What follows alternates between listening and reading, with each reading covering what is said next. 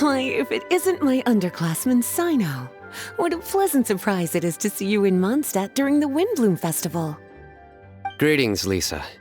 Though I'm sure you've been aware of my presence in Mondstadt for some time already.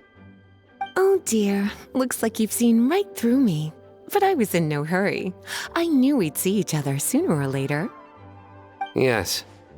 It's just as Professor Cyrus said. Shared aspirations always have a way of bringing people into each other's orbit. He always has such a poetic way of wording things. I suppose that's the one respect in which I've taken after him. While in your case... Yes, it's his wit and eccentricities that have left their mark on you. I'm not sure that describes me very aptly these days, given that I'm now the General Mahamatra. Still, if we're going to talk about ways with words, I think my deadpan humor is far superior than our professor's. Is that so? Strange. I heard that you're just Sino the Adventurer when you're in Mondstadt. You make a good point. What do you think of Mondstadt during this time of year? It's quite nice, isn't it? Yes, it's very nice.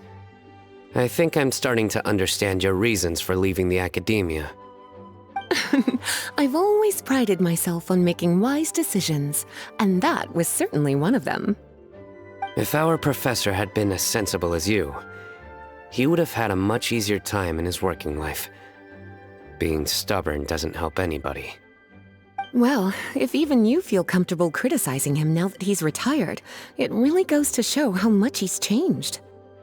Stubbornness is an all-too-common vice among scholars. I hope that never rubs off on you. I'm always happy to see you visit Mondstadt and experience the feeling of freedom for yourself. I heard the latest news about Kale, too. No doubt the traumas of her childhood will persist for a while to come. But I have to say, she appears to be doing quite better this time than on previous visits. I suppose you're something of a mentor to her, aren't you? Now that I think about it, the two of you aren't so dissimilar.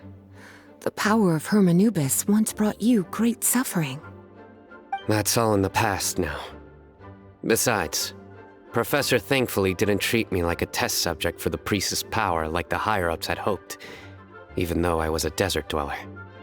Instead, he gave me the tools I needed to lead the life I have today. He adopted me, educated me, taught me how to fit into society. I am very grateful to him. You are very gifted, and sometimes that can become its own curse. But he has reason to be grateful to you too. Without you as his son/student, he may have never changed his stubborn ways. As a fellow student of his, I couldn't be happier for the two of you. Well, look at how quickly this developed from small talk to a deep and serious conversation. That's one thing I do miss about my academia days. By virtue of being another of his students, you were as much a part of Professor's family as I. It's perfectly natural for a daughter to inherit her father's conversation style. If you say so. I suppose that means I get to call you baby brother from now on. I'd rather you didn't. Yes, there's the baby brother I remember.